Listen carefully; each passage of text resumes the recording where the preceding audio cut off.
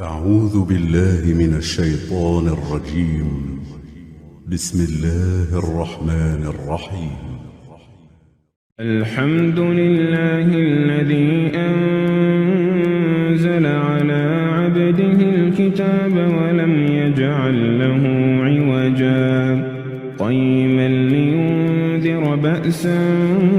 شديدا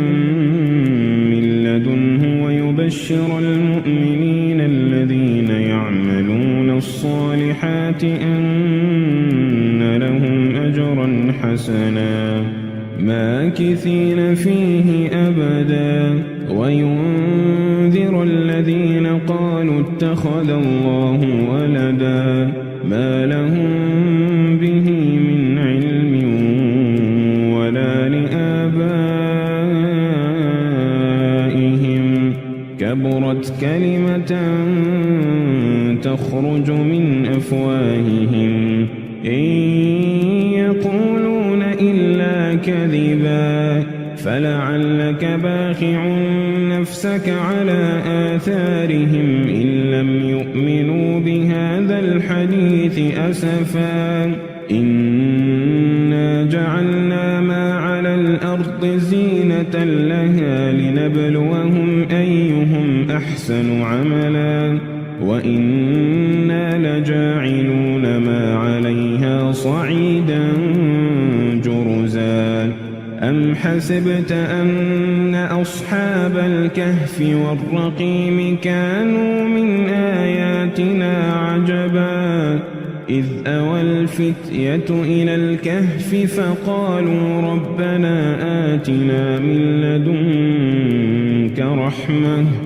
فقالوا ربنا آتنا من لدنك رحمة وهيئ لنا من أمرنا رشدا فضربنا على آذانهم في الكهف سنين عددا ثم بعثناهم لنعلم أي الحزبين أحصى لما لبثوا أمدا نحن نقص عليك نبأهم بالحق إنهم فتية آمنوا بربهم وزدناهم هدى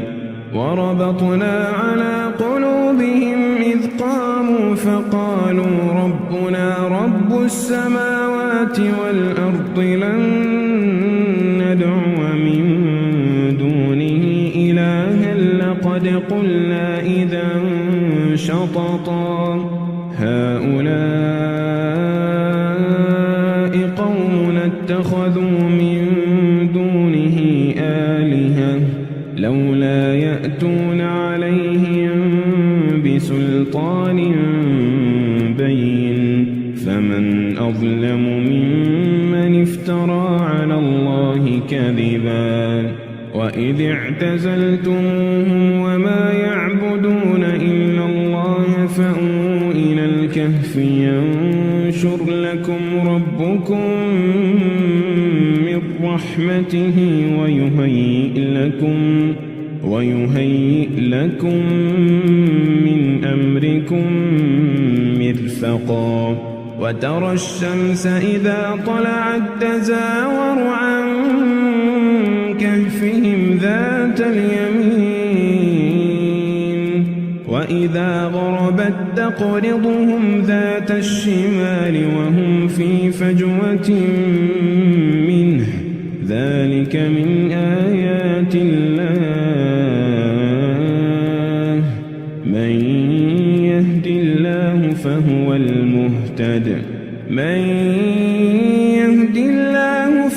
المهتد ومن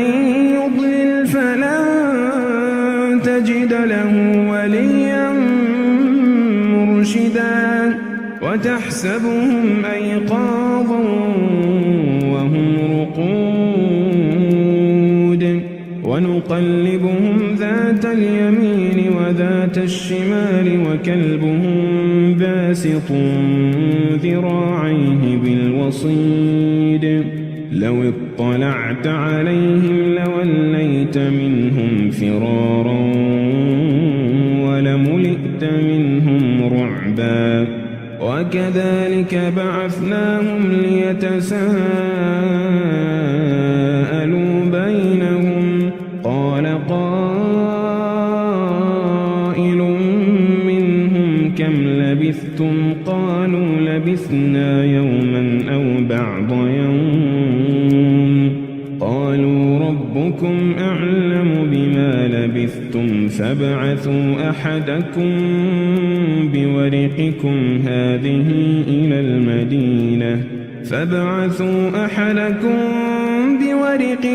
هذه إلى المدينة فلينظر أيها أزكى طعاما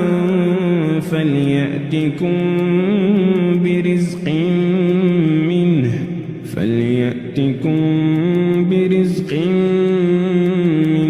وليتلطف ولا يشعرن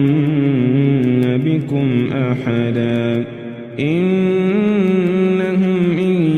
يظهروا عليكم يرجموكم أو يعيدوكم في ملتهم ولن تفلحوا إذا أبدا وكذلك أعثرنا عليهم ليعلموا أن وعد الله حق وأن الساعة لا ريب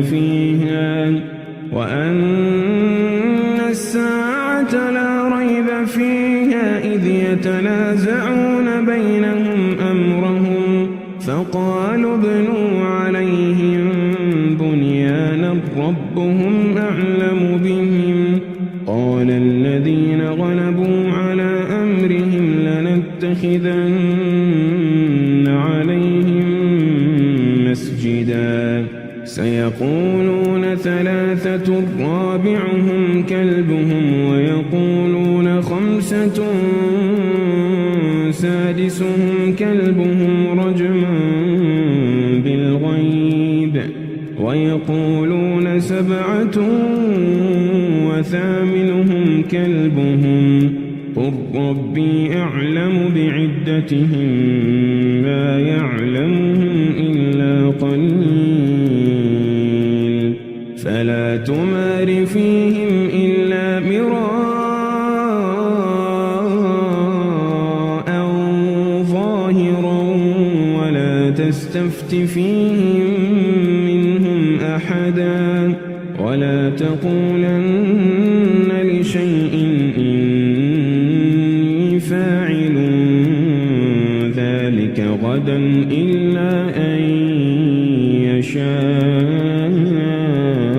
الله واذكر ربك إذا نسيت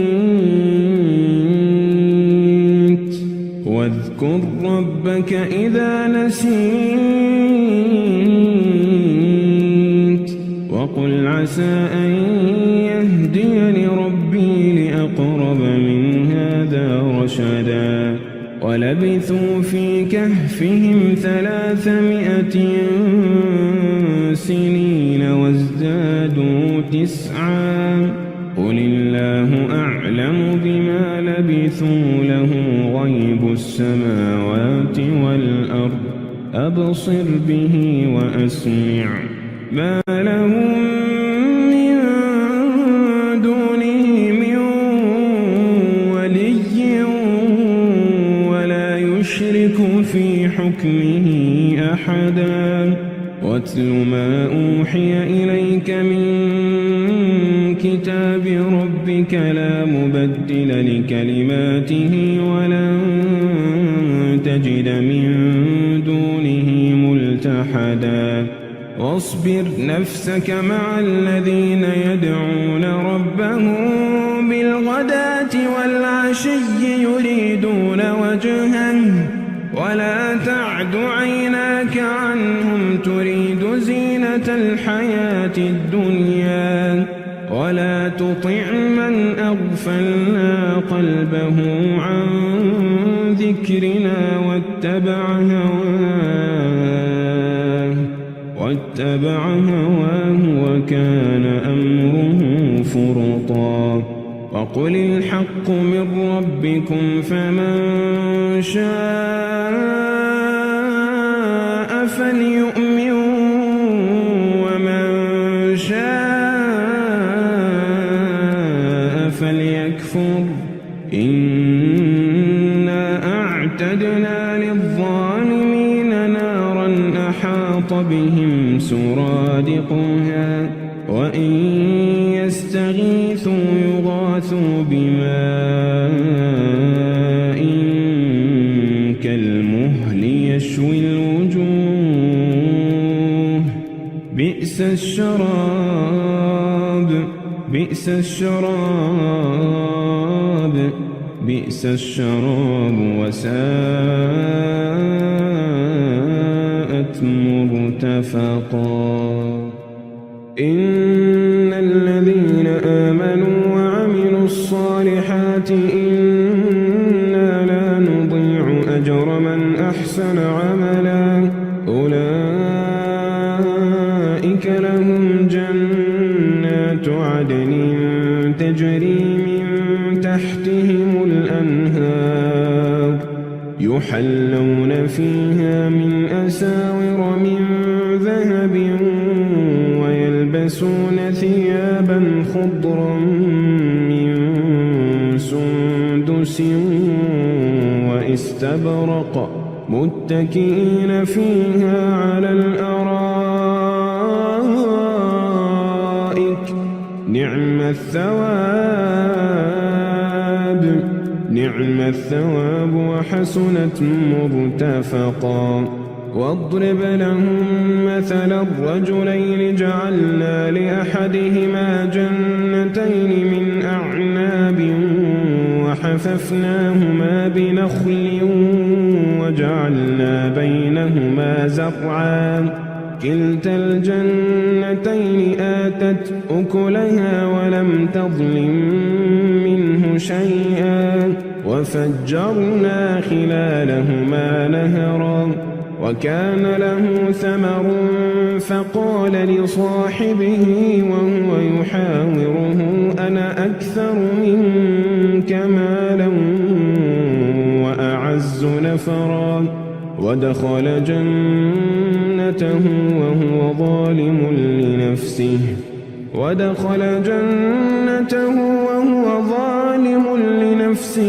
قال ما أظن أن تبيد هذه أبدا وما أظن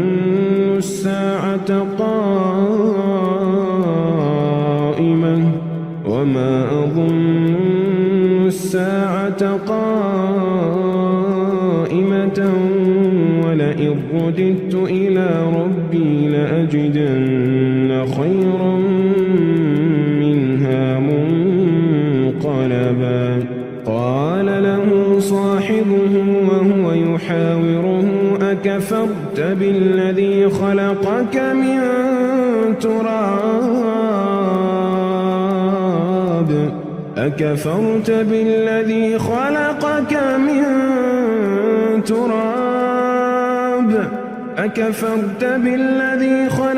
من تراب ثم من نطفة ثم سواك رجلا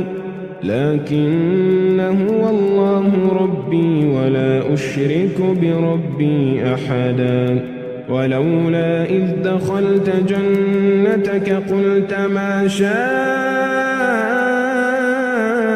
الله لا قوة إلا بالله إن ترني أنا أقل منك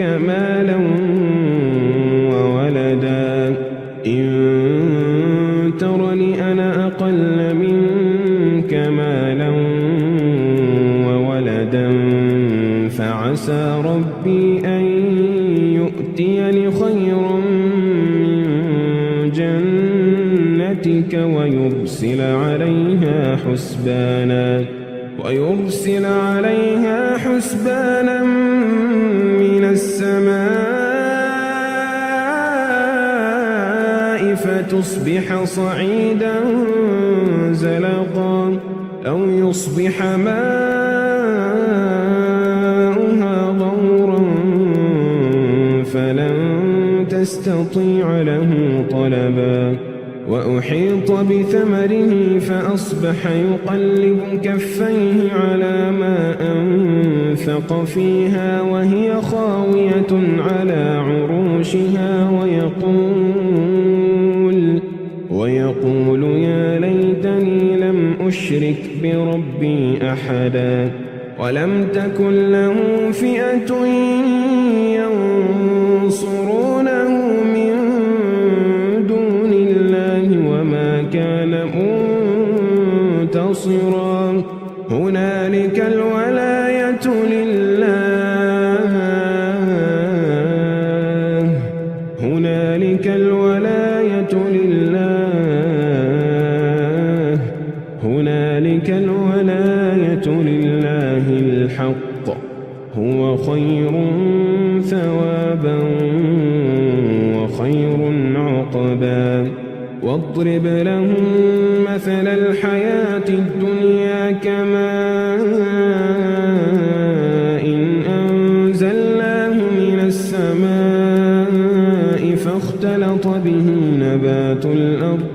فاختلط به نبات الأرض فأصبح هشيما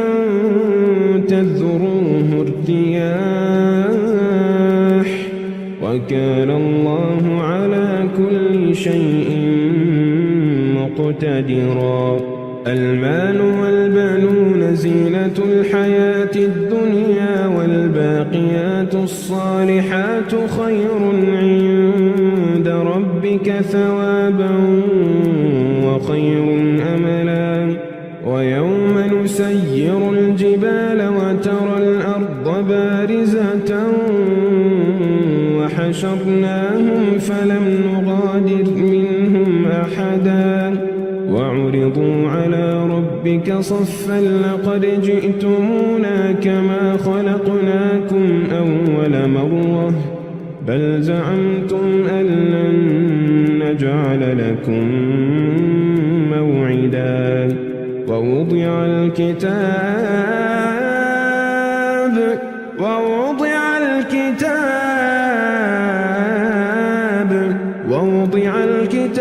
فترى المجرمين مشفقين مما فيه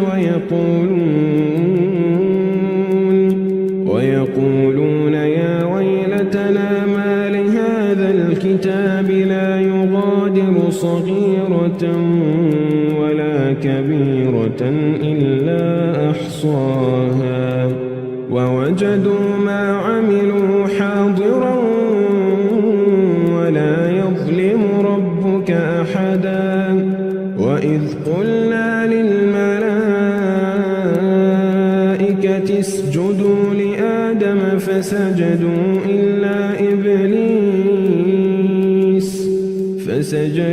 إلا إبليس كان من الجن ففسق عن أمر ربه أفتتخذونه وذريته أولياء من دوني وهم لكم عدو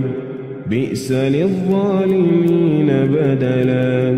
ما أشهدتهم خلق السماوات والأرض ولا خلق أنفسهم وما كنت متخذ المضلين عضدا ويوم يقول نادوا شركائي الذين زعمتم فدعوهم فلم يستجيبوا لهم وجعلنا بينهم موبقا ورأى المجرمون النار فظنوا أنهم واقعوها ولم يجدوا عنها مصرفا ولقد صرفنا في هذا القرآن للناس من كل مثل وكان الإنسان أكثر شيء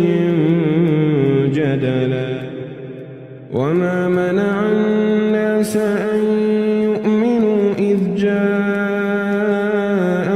الهدى ويستغفروا ربهم إلا أن تأتيهم سنة الأولين أو يأتيهم العذاب قبلا وما نرسل المرسلين إلا مبشرين ومنذرين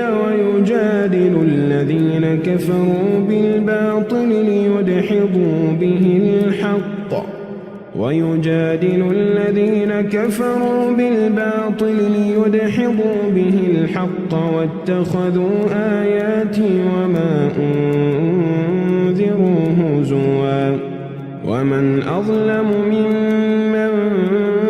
ذكر بآيات ربه فأعرض عنها ونسي ما قدمت يداه إنا جعلنا على قلوبهم أكنة أن يفقهوه وفي آذانهم وقرا وإن تدعهم إلى الهدى فلن يهتدوا إذن أبدا وربك الغفور ذو الرحمة لو يؤاخذهم بما كسبوا لعجل لهم العذاب بل لهم موعد لن يجدوا من دونه موئلا وتلك القرى أهلكناهم لما ظلموا وجعلنا لمهلكهم موعدا وإذ قال موسى لفتاه لا أبرح حتى أبلغ مجمع البحرين أو أمضي حقبا فلما بلغا مجمع بينهما نسيا حوتهما فاتخذ سبيله في البحر سربا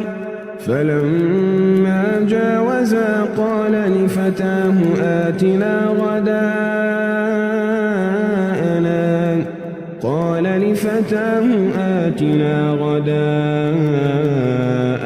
لقد لقينا من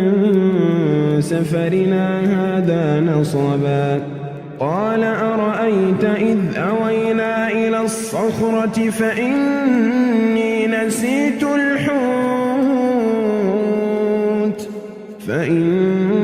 نسيت الحوت وما أنسانيه إلا الشيطان أن أذكره واتخذ سبيله في البحر عجبا قال ذلك ما كنا نبغ فارتدا على آثارهما قصصا فوجدا عبدا من عبادنا آتيناه رحمة من عندنا وعلمناه من لدنا علما قال له موسى هل أتبعك على أن تعلمني مما علمت رشدا قال إنك لن تستطيع معي صبرا وكيف تصبر على ما لم تحط به خبرا قال ستجدني إن شاء الله صابرا ولا أعصي لك أمرا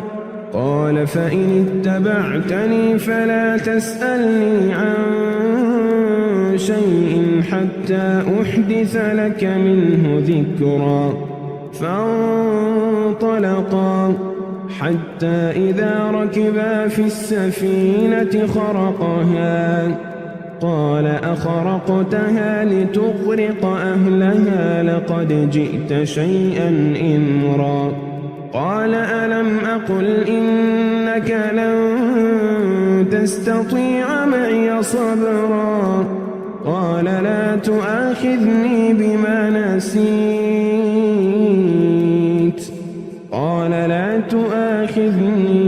إذا نسيت ولا ترهقني من أمري عسرا فانطلقا حتى إذا لقيا غلاما فقتله قال أقتلت نفسا زكية بغير نفس لقد جئت شيئا نكرا قال ألم أقل لك إنك لن تستطيع معي صبرا قال إن سألتك عن شيء بعدها فلا تصاحبني قد بلغت من لدني عذرا فانطلقا حتى إذا أتيا أهل قرية استطعما أهلها فأبوا أن يضيفوهما فوجدا فيها جدارا يريد أن ينقض فأقامه قال لو شئت لاتخذت عليه أجرا قال هذا فراق بيني وبينك سأنبئك بتأويل ما لم تستطع عليه صبرا أما السفينة فكانت لمساكين يعملون في البحر فأردت أن أعيبها وكان وراءهم ملك يأخذ كل سفينة غصبا وأما الغلام فكان أبواه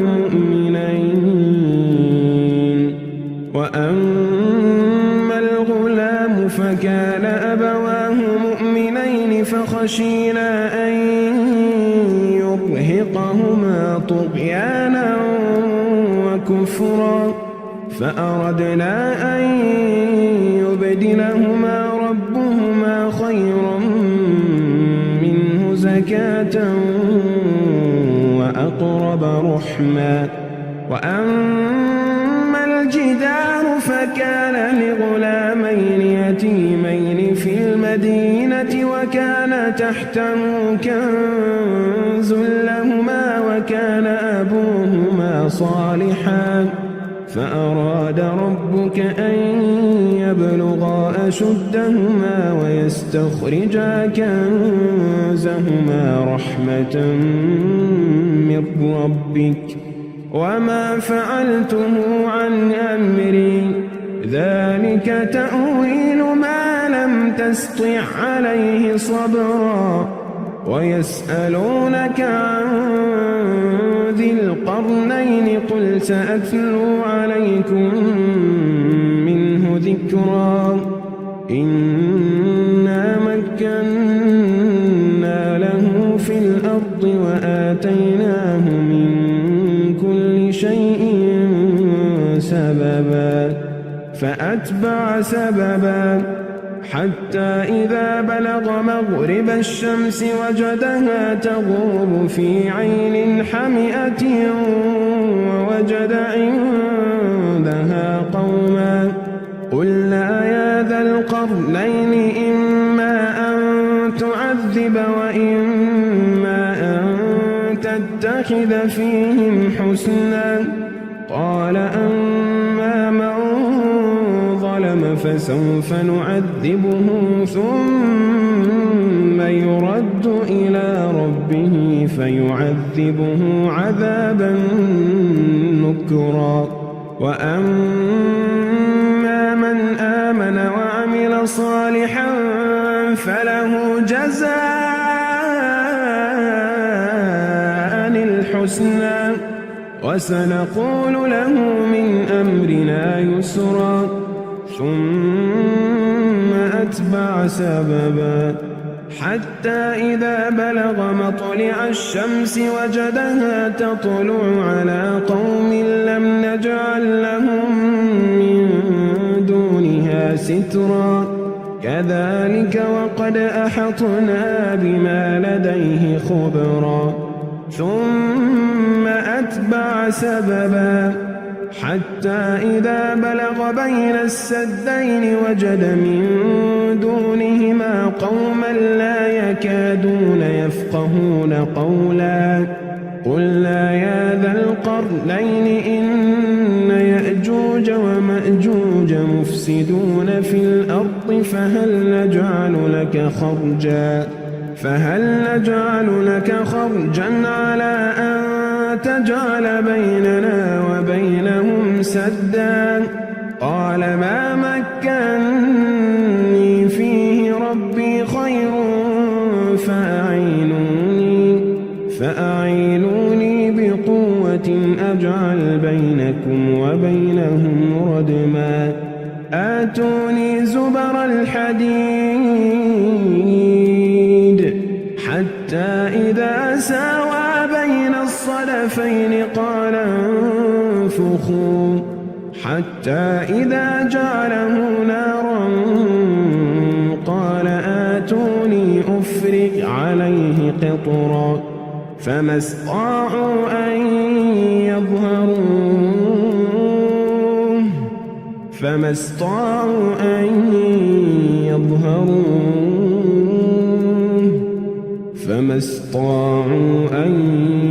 يظهروه وما استطاعوا له نقبا قال هذا رحمة من ربي فإذا جاء وعد ربي جعله دكاء وكان وعد ربي حقا وتركنا بعضهم يومئذ يموج في بعض ونفخ في الصور فجمعناهم جمعا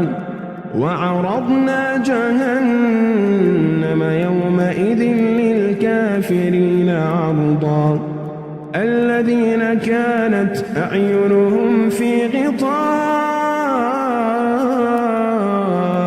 عن ذكري وكانوا لا يستطيعون سمعا أفحسب الذين كفروا أن يتخذوا عبادي من دوني أولياء إنا أعتدنا جهنم للكافرين نزلا قل هل ننبئكم بالأخسرين أعمالا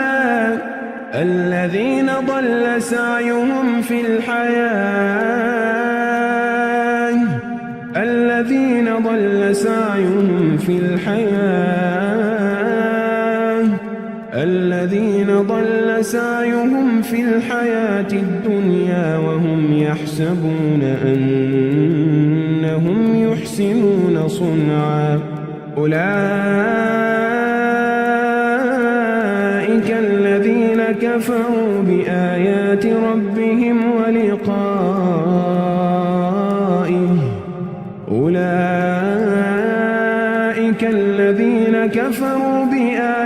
ربهم ولقائه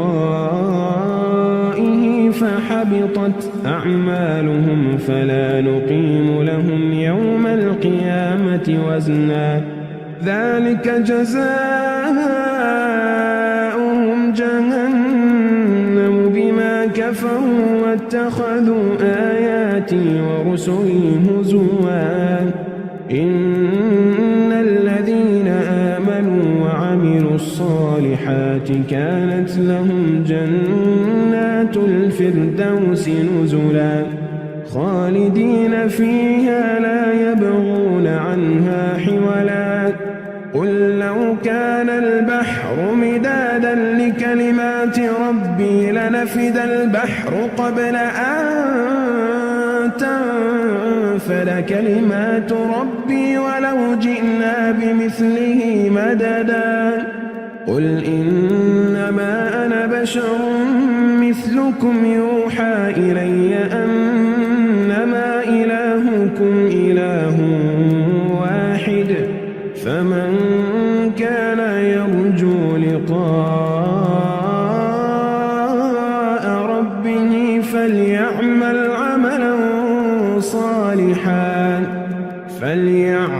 عملا صالحا